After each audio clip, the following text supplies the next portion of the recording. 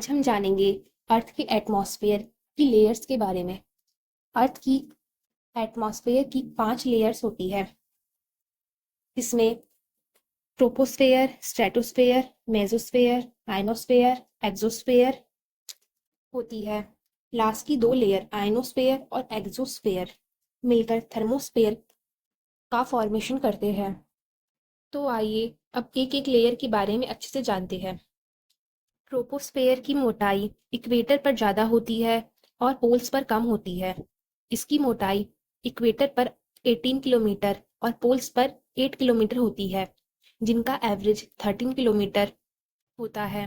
इसी स्फेयर में जलवायु संबंधी सारी घटनाएं, विंड का चलना, स्टॉर्म, क्लाउड फॉर्मेशन, रेन और ग्लोबल वार्मिंग सभी इसी स्फेयर में होती है।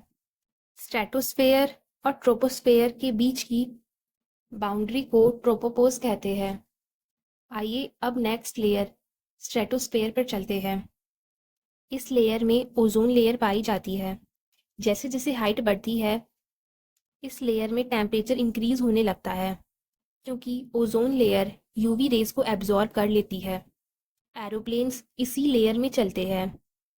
इस लेयर से सबसे ज़्यादा सन रेज रिफ्लेक्ट होती है। ये अर्थ की सरफेस से 50 किलोमीटर ऊंचाई तक पाई जाती है।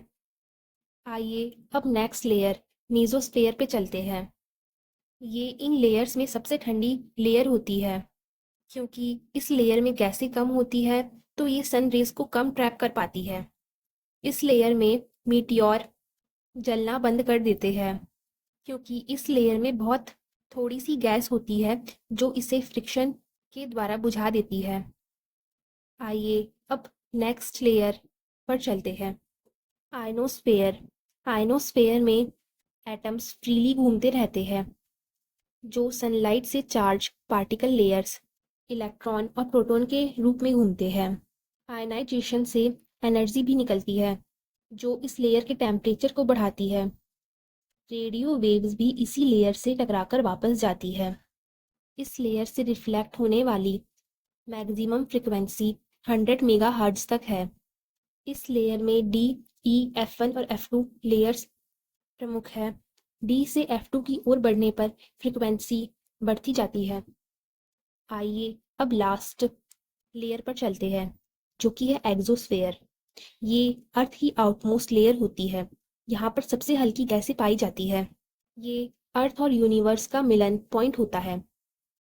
इस लेयर में टेम्परेचर इंक्रीज होता है, क्योंकि ये अर्थ के सबसे पास वाली लेयर होती है। Thank you for watching this video.